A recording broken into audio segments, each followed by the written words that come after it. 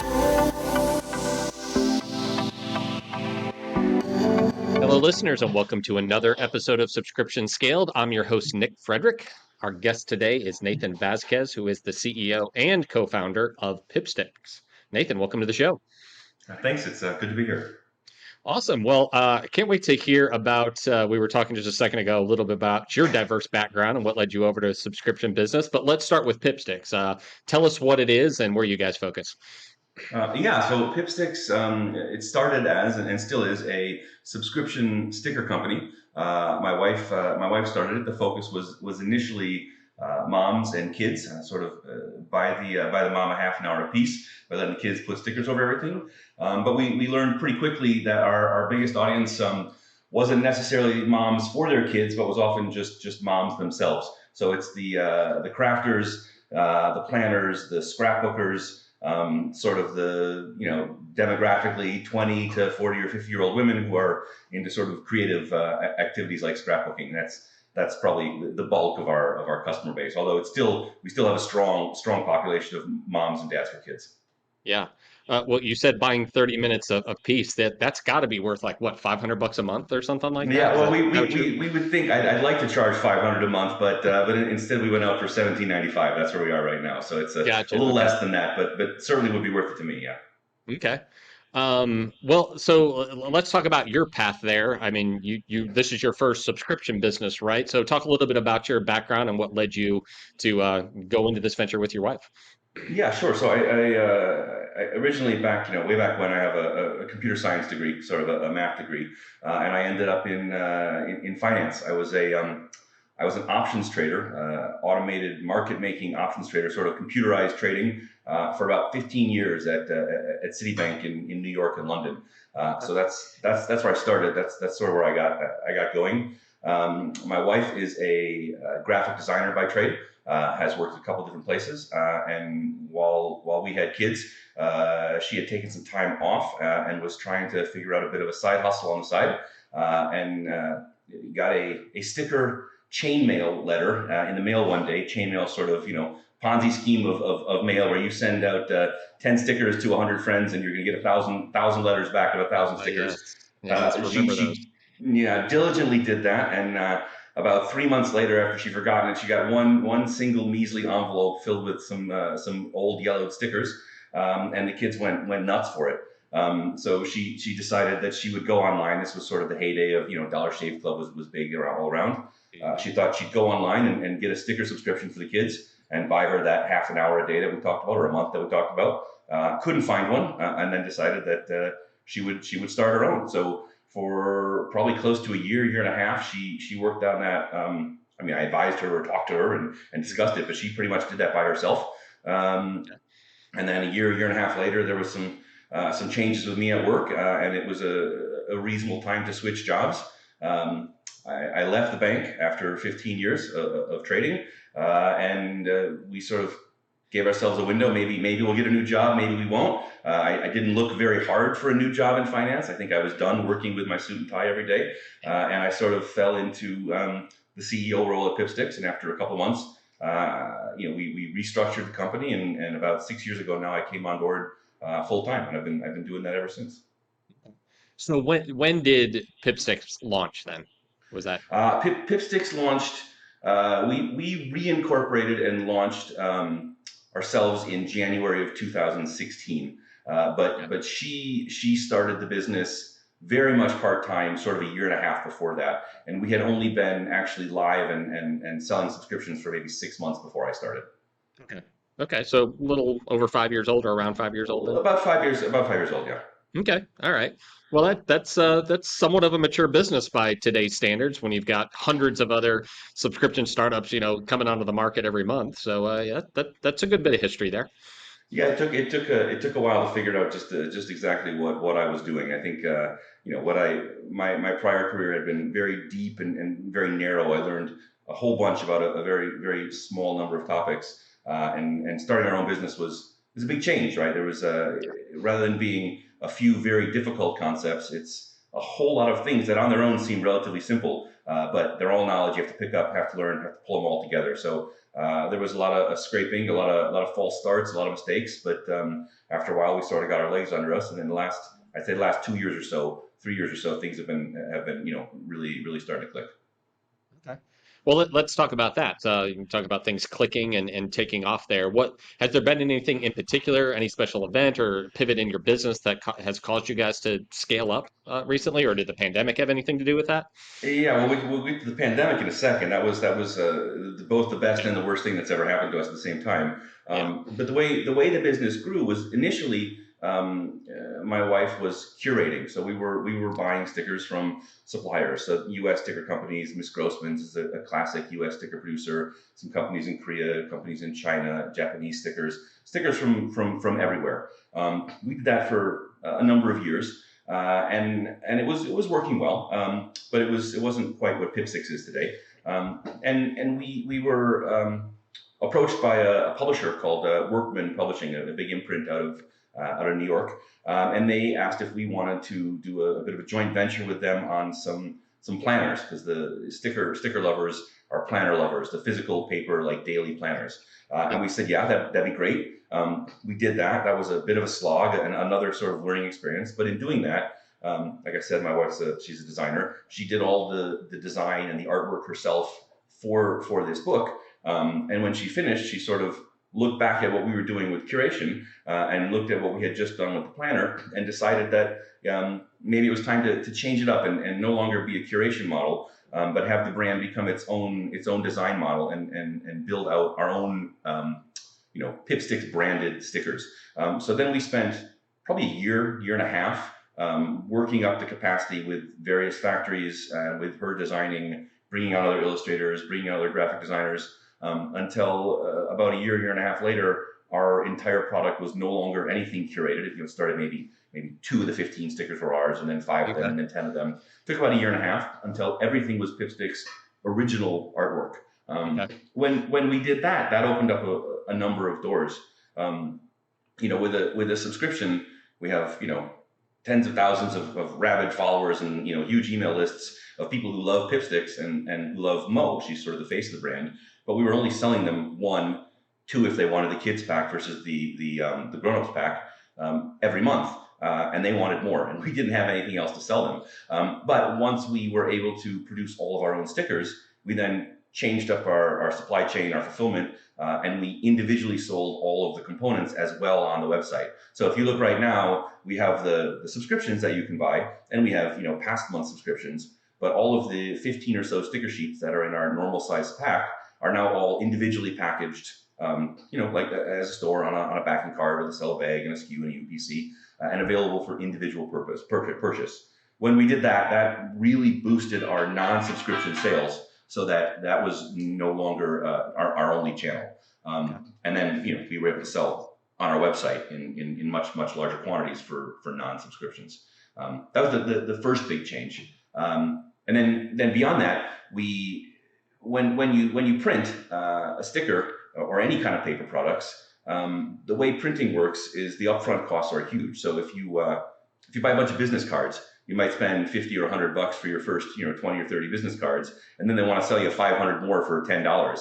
That's because the design fees and the plates and the print setup are very expensive. So we overprinted every month by a couple hundred stickers to build up sufficient inventory, so that when we had a year or two worth of designs, we could launch a wholesale brand. So that's been the next big shift. So we went from subscriptions to subscriptions plus e-com, and then on again to subscriptions plus e-com, and now wholesale. And that's what we're working on right now. Gotcha. Okay. Well, those are some big changes. Well, let's talk about the first one. When you went from subscription to e-commerce transactional, um, obviously there's always this fear that one might cannibalize the other. I mean, what have you guys seen from your customers in terms of their appetite for maybe they want the subscription, don't know what I'm going to get, and are also making transactional purchases, or are they tend to go down kind of one slide or the other and stay there? Yeah, I think you have a couple different kinds of customers. You have the very casual customers who are, they buy a subscription, they're in, they're out, they check it out, maybe they like it, maybe they don't. Then there are certainly the people who just buy stickers. They buy one-off stickers. But the majority of our subscribers are not just kind of into stickers, they are fanatical about stickers. Okay. They have multiple subscriptions, and they get their subscription. They say, out of these 15 sheets, these are the 7 that I can't live without, and then they go buy 2 more copies of those online, one for their collection, one for them to use, one they put in their planner. They buy them for their friends. So it's not been a question of cannibalization. It's sort of if there's one sticker subscription, they buy one. If there's 2, they buy 2. And if they can buy all the components, they buy all those as well. So Yeah. I don't think we've really cannibalized anything. I think we've really just given the people who love the brand another opportunity to buy the brand in a different way, and participate even more. That's very interesting. I don't think every business can say that, but that's probably has a lot to do with your transition from being a curation brand to, an actual label. Producing your own content there, and I'm sure that's the kind of thing that gets people real excited that you're the only place that can get these designs, right? Because you made them. Yeah, that's So right. yeah. Yeah, and stickers are also they're also you can collect them and you can consume them. So you in some senses need to constantly replenish your supply of stickers. So if you want to have one that you keep in your folder to save, but then maybe you use the stickers and you love them, sending mail to your friends or decorating your planner, and you Mhm. want to use them again. It's not as though it's a physical product that you put on your shelf and sits there. And why would you want to? It's a consumable. Yeah. Okay, so then the next iteration over to wholesale. Like, is this so that, for buyers who want to sell them in their stores or sell them on their sites, or what are they doing with the stickers? Yeah, that's exactly right. So the wholesale that we're after right now fits into a couple of categories. I would say the biggest category that we've been at right now is the small retail mom and pop gift stores, craft stores. Anybody who's got sort of an impulse lane who wants to put stickers on. A lot of toy stores will have them. So they buy them wholesale for us at wholesale prices, and then they put them in their stores and they sell them at retail. So we've got a fleet of sales reps, maybe 10 different sales groups across the country, so 100, 120 reps that we give catalogs, we give samples to. They sort of boots on the ground, they walk door to door, and they sell our stickers to stores, which sell them to their customers, and hopefully love the experience and buy more from us, and it continues that way. That's the first part of wholesale that we're into, and then we're sort of constantly working on the key accounts, so the Targets of the world, the Walmarts, the big box stores, the Books A Million, the Sure. bookstore. So there's a few of those things that are kind of always in motion right now that we're working on. Sort of watch the space, maybe March of next year for something exciting news. But right now that's all a work in progress. Awesome. Yeah, it's good to have that diversity, right? To be able to transact in a lot of different ways. Yeah, it's been pretty critical to have the diversity. Last year, you asked about COVID. During COVID, we had the unfortunate timing, if you will, of starting our wholesale business in January of 2020.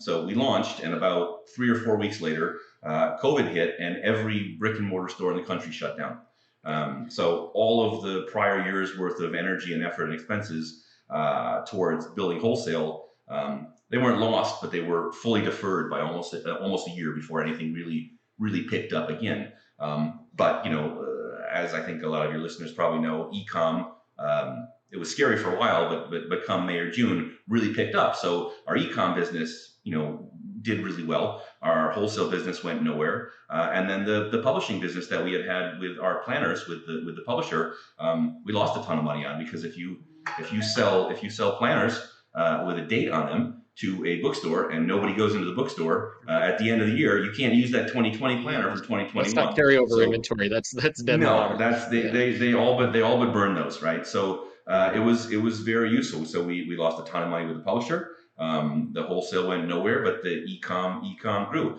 And now, as we've rolled past, the Facebook prices have gotten more expensive. The ecom is still fine, but everybody in July and August has opened up their stores, and now the wholesale business is ramping up, and everybody's buying with a frenzy for Q4, because everybody's afraid that all the shipping containers are going to get blocked up, and they won't be able to get their inventory. So now the wholesale is starting to pick up. So I think that diversification of sales channels, if not products, has helped keep us a little smoother in terms of our revenues month to month as the world has changed with COVID. Interesting. On the supply chain side, do you guys farm all of that out to third parties? Are you producing any of these on your own? So we have a series of printers. out of China that we work with that produce the product, that print the actual stickers for us. We do all the design and the illustration here locally. We have some remote production design. So the illustrators and the designs are here. The last bits and pieces you need to do to prepare the designs for the printer, adding the different print layers and the foil layers and the die cuts. We have somebody overseas that helps us with that. It goes up to China. They print them, and then I've got a partner that I work with who helps us with our shipping. So a third party who's become a friend who helps us actually bring the product across on the boat, and then the last mile to our 3PL. Very important role these days, I would assume. It's been critical. I think we've been lucky in that our stickers are small enough that we can bring a very large number of stickers over on a couple of pallets. If we had a bigger product, I think we would have ended up with potentially a less expensive and a less premier shipping company. And on that basis, we probably would have run into trouble. But because the stickers are physically so small, we were able to just sort of piggyback along on him, and it wasn't so inefficient to have a little bit of space on a premier shipping company as opposed to a lot of space on a less quality one. So we've been pretty lucky with bringing the product into port. Once it gets into Long Beach, that's been a whole different story. Actually, getting it onto a truck and getting the truck to the warehouse has been rough, but the sea portion has been okay for us. Okay, interesting. So then, are you guys doing your own pick and pack as well in terms of the subscription club and any transactional fulfillment? So that's a giant change that just happened to us recently. We were up until February or March of this year picking and packing all of the stuff ourselves. We had a little warehouse here with an office. We've shut down the warehouse and we've moved to just an office here. And we outsourced our 3PL. I believe you spoke to Paul from Bulu a couple of weeks ago. I'll do it. Yep. We're working with Paul right now on our Great. 3PL. Okay, awesome. Awesome. Yeah, Paul's a great guy. Been around a really long time and knows how to do things efficiently and effectively. Indeed. We had a hard time finding a 3PL because the pick and pack is relatively standard for the e-com business, but we were worried about our subscription because there's a whole different cadence to the pick and pack and the staffing you need to do that. So we were pretty excited to have Bulu help us out because they're experts in subscriptions and they were able to then help us with the other bits and that got rid of a bunch of the fears that we had about fulfillment from a non-subscription company. So it was nice to be able to slot in that direction. Yeah. Yeah. So far that feels like a bit of a weight off your shoulders, or are you guys still in the throes of making that transition? Oh, the transition is always difficult, but it's even just the ability to get rid of the warehouse and not to have to manage as much staff. The transition is stressful, but there is definitely a light at the end of the tunnel. So it's a different set of stresses, but it is certainly better than it was, and it's only going to improve from here. Well, that's great. Does that mean your products now go to Iowa to their facilities for? Yeah, they go to it's at Lincoln, Nebraska. So they go straight from Long Somewhere. Beach to Lincoln. Yeah, we get a little air shipment of some samples in for product shots and social media and that kind of stuff. But all the pallets go straight to Nebraska. Awesome. Okay. Well, let's turn back a little bit to your subscription program where you guys started. When you were getting going, obviously creating the website was going to be something foundational, right? Give a place for people to come and sign up. What kind of decisions did you guys make in terms of how you were going to build out that infrastructure? Whether that was the team that was going to build a website, do that internal, farm it out, the technology platforms itself. Tell us just a little bit about that because I think it's very relevant for those that are out there thinking about starting new things up. Like, where do I go to even start to make these decisions? Sure. So we initially we went with Cratejoy as our first platform. I think the blog was on WordPress, but the site and all the back end was done on Cratejoy. And we were super happy with them for a very long time. I think when it comes to subscriptions, they did a great job. They were always quick to answer. They were great.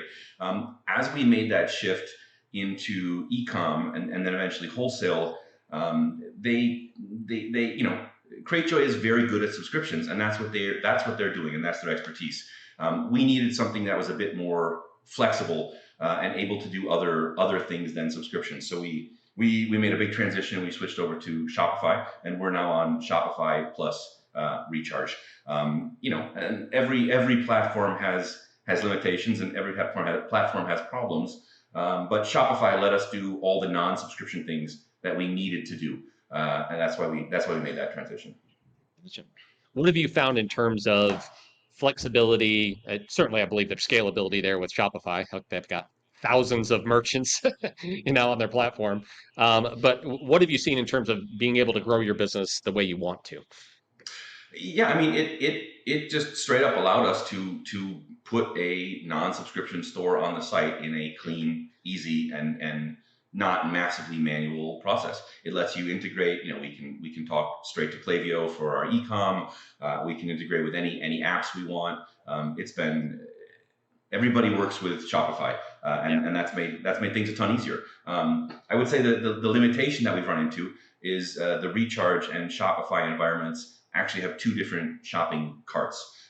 So that means that sometimes those integrations, if you want to do upsells and post sale, messages to the customer and adjustments to those sorts of carts, that can get a little messy because some of those things work in the Shopify environment, some work in the Recharge environment, and it's not always 100% clean. But it gave us a huge ability to do things that we couldn't do in Cratejoy. As much as we loved them for subscriptions, they were not able to do what we needed to do for the non-subscription space. Sure, makes sense. So what are you guys relying on these days? And actually take us through evolution, if there is one, around customer acquisition. Did you guys start in search? Did you start with Facebook? And what are you finding to be effective today? Yeah, so we started. I mean, when my wife started it, it was friends and family, Okay. outreach like that. Get your first couple hundred, first 200-300 people was kind of word of mouth. After that, she moved into a lot of. I mean, I guess it wasn't really influencer marketing at the time, but really sending out boxes to people who would review them, who would open them up, who would share with their followers. It's influencer marketing, but it wasn't called as such 5, 6, 7 years ago. When I came on board, one of the things that I was able to do was spend a ton of time researching and understanding how Facebook worked. And we were lucky enough to get into Facebook 5, 6 years ago when the CPMs were not as high as they are now. Right. I wish I could take a time machine and go back and I looked at those CPMs, and when my CPA went from $10 to $15, I shook my hands and I backed up because I was scared. I should have mortgaged the house in the future on everything at that rate. But I spent a long time working on Facebook myself to try to scale it up. So that was a very, very powerful way for us to grow. So the majority of our acquisition has been through Facebook. We do Google ads, we do stuff like that. But stickers, it's not like a plumber. You need a plumber, you go search for a plumber, you hire a plumber, right? If you want stickers, it's much more of an experience. If I can put my attractive ad in front of a bunch of people who like crafting and like scrapbooking 2 or 3 times, then they might be interested and come check us out for stickers. There's a lot less directed search. So the volume of ads I can put on Google for people, there's just not enough people keywording stickers and sticker subscriptions. So it's there, but it's a fraction of what we do with Facebook. You were there a little bit, but I'm curious to go a little bit deeper here. The community around stickers, right? You've talked about how there's people who are just they're fans, right? They love the stickers. They love your brand. They probably love some other brands too. Where is that community, and how are you guys like plugging into it? Are you giving them a community environment or platform in order to chat? Or are you relying on Facebook or that, or just how do you guys view building that? Yeah, so it is definitely a community. I would say the parts that we don't build are all of the unboxings and the influencers. I mean, you go to YouTube and you search for Pipsticks unboxing, and you'll get 1,000 videos of people carefully unboxing their stickers and oohing and awing over the amazing pink unicorns that they got this month. It's kind of fun to see. But we also we have set up and we manage a couple different sticker groups on Facebook. So we've got a group for for Pipstick subscribers, and then we also have a group that's just general sticker lovers. And we've got a couple moderators that help us out there. So his Facebook groups are always kind of a can of worms. People get a little bit excitable sometimes, but that's been great for building community. So we have a sticker swap group where people will get on Facebook and they've all become friends now. And somebody's having a hard time, they'll share their hardships. Someone will send them a pack of stickers. They'll cheer them up. They'll do They do traveling postcards where they send a postcard and it like from one person to the next person, to the next person to the next person. They each add a sticker on and write a message. So there's sticker swap groups where I've got 3 of these stickers. I'm looking for this one that I got 10 years ago from Miss Grossman's. Can you share with us? So we've fostered it primarily through Facebook groups. Have been the best channel for that, and that's been good for us. It's hard to tie a direct return or a direct line to those, but it is clear that it's an active, engaged community, and they do appreciate that forum. Yeah, that's one of the things that I love about, subscription brands, and yours is a great example, is that Amazon Subscribe and Save, you can get pretty much any product on a recurring basis there if you want to, but what they'll never do is build a community around it. Support the users, engage with them, just continue to build, that loyalty to a particular brand or even a product line for that matter. But I think that's the power that you guys have that they never will. Yeah. I mean, you talk about subscribe and save. If you buy toilet paper on subscribe and save, I think they do, or laundry detergent, they ship it out once a month. The experience of the stickers itself is kind of integral to the brand as well. So we don't ship out every day. We gather up everybody's orders from the prior month and we ship everybody out at the same time. If we were to ship out some people the first week, some people the second week, some people the third week, everybody who got it on week 1 would post about it on Facebook. And then everybody else would rage about how they spoiled it, right? Yeah. So there's a communal experience. There's a communal unboxing, sharing experience. So now, even though everybody gets it at the same time, whenever they post, there's always a September spoilers thread that someone will post where they all post like 45 blank messages so that nobody scrolls down and sees the picture by mistake. So they're not spoiling the stickers for everybody else. So it's very much receiving the package in the mail. It's a bright sort of metallic golden package that's shiny. It's exciting. They open it up. The stickers fall out. They're all brightly colored. That sort of unboxing, opening, receiving experience is pretty important to the customer. So they like to communicate about that as well. It's very different than subscribe and save. It's a different service entirely. Yeah, absolutely. Well, and I mean, everybody wants consumer engagement, consumer loyalty today, right? Whether you're subscription or not. But when you generate that sort of, just buzz around your brand, if it goes to that extreme, that's telling you something about your consumer engagement, I think. Yeah, no, they're the people who find Pipsticks who like stickers are they are very loyal fans, and they are very, I mean, they are fanatical. That's what a fan is, right? They're very much into stickers, and they're very excited about the brand, and about my wife Mo as the face of the brand. They all feel a very close and sometimes personal connection. So we talked about Facebook and Google. We also have a robust email list that we send out to on a very frequent basis, and that always comes from her. She writes the intros, she talks to them, she'll tell a story, she'll share something about what's going on with the kids, with our life right now, and people receive it in a very personal and very close way. So there is definitely a community there. That's not so much for subscriptions. I mean, we certainly do Facebook lead ads and lead gen and pull in emails from various ways. But most of our email targeting, the way it's worked for us is we get the subscriptions from influencers, from word of mouth, from Facebook ads, and then we come back at them with the emails, and that mostly sells our non-subscription products. So it's very much like the subscriptions are the entry into the ecosystem and the introduction to Pipsticks, and then our email list is. I joke sometimes. It's like, oh, we need some more cash. Quick, send out an email. It's a great way to engage people and get them to buy the non-subscriptions and all the other products that are not part of the subscription model. Yeah. You were a second ago talking about how you guys don't ship out at different points in the month. You do it once per month, and I saw on the website the counter, right? That's saying if you Yeah. want to get in the next shipment, here's how many days, hours, minutes, and seconds you've got to do it. I assume that drives some excitement and engagement. Do you see that people subscribe closer to the deadline?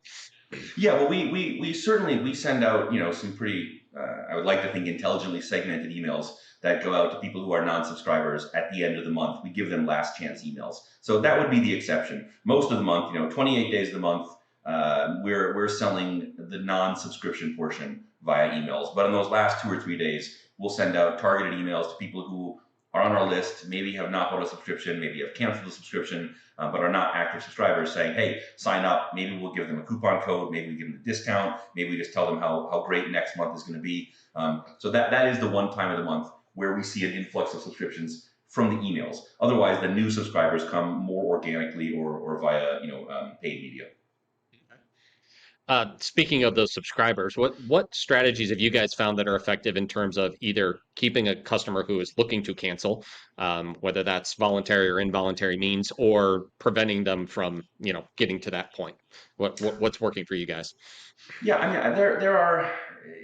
It depends. Like if you're talking about dunning, then it's a function of making sure you're sending out the right emails and trying to reach out at the right time. If somebody's unhappy, I don't want to try to keep them around, right? I mean, obviously, I would like to have somebody stay as long as possible, but any tricks or edges or bits and pieces, if they're not happy, they're not happy. I would rather leave them in a good state, give them an easy way to leave the subscription, and then we have various win-back campaigns that we'll do afterwards. So if you want to cancel, it's easy. It's on the website. It's not 7 clicks. You don't have to make a phone call. There's none of this sort of sketchy, I can't cancel, what's going on. Very easy to cancel. And then we say thank you. We refund them if they want to refund on last month's, whatever the issue is. And then we'll reach out to them a month or two later and say, hey, you missed the stickers. Come back. Here's a deal. We'd love to see you again.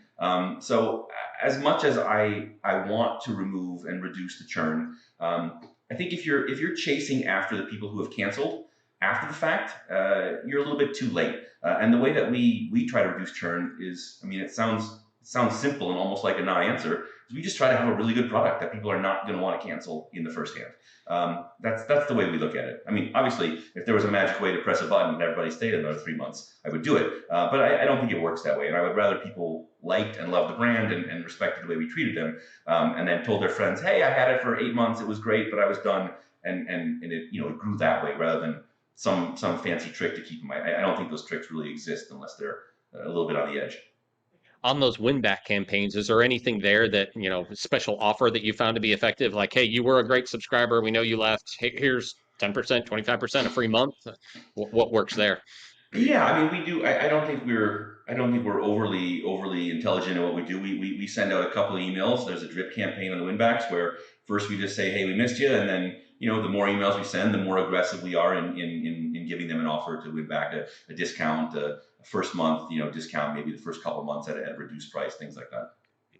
Okay, good. Well, we did spend a good bit of time talking about wholesale, and it sounds like that's a big part of what you guys are pursuing. But is there any other uh, big changes, new products that's coming up in the foreseeable future? So we have in the last couple of months we've expanded beyond just stickers.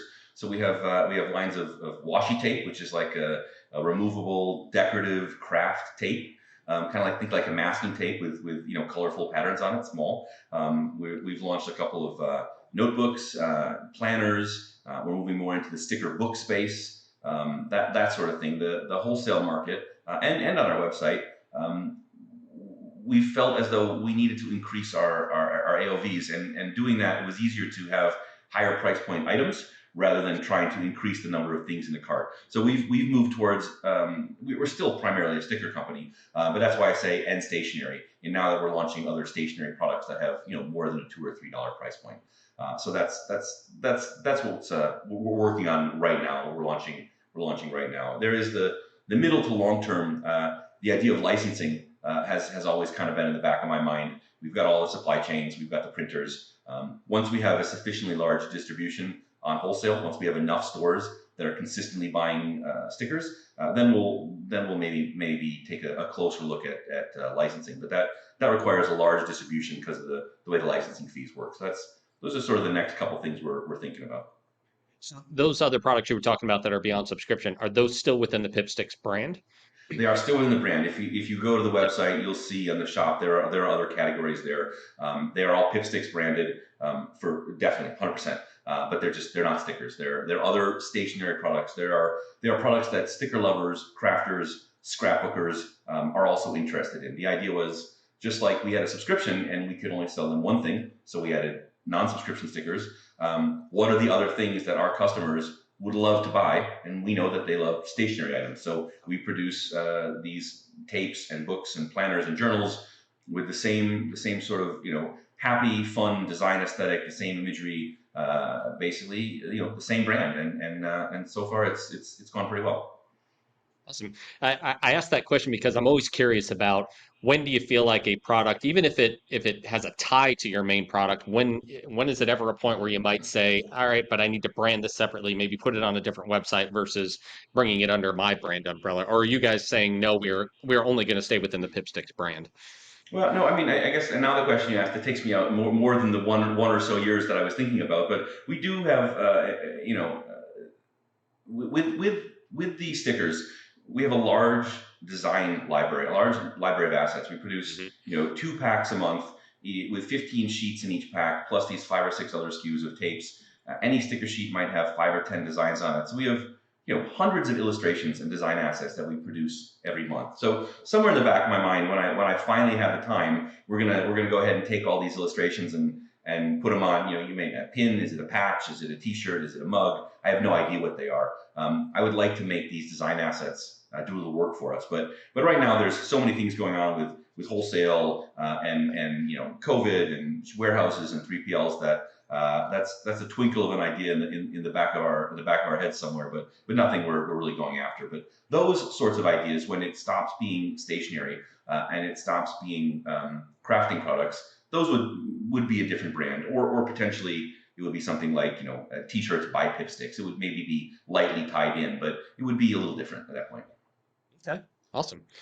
Well, Nathan, I appreciate everything that you've shared today. It's been an enjoyable conversation and interesting to hear about your journey with the business so far and where it's going. Be interested to keep up with where things go. But if any of the listeners have a question for you that we didn't address today, how can they get a hold of you? And of course, give us the website so that people can check it out.